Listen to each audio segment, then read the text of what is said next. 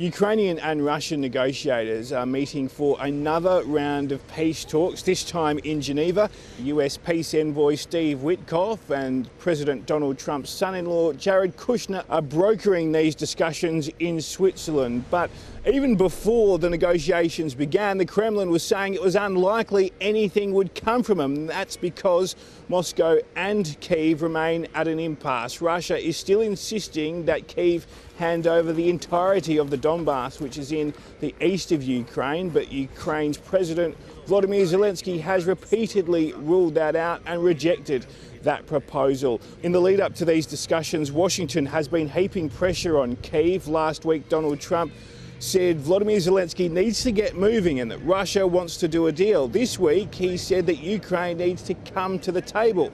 Washington's also parroting the Kremlin line that Russia has the ascendancy on the battlefield. That's not entirely true. There are now reports that Ukraine has made some gains, the first in about 2 years, and we know that the Russian economy is a disaster.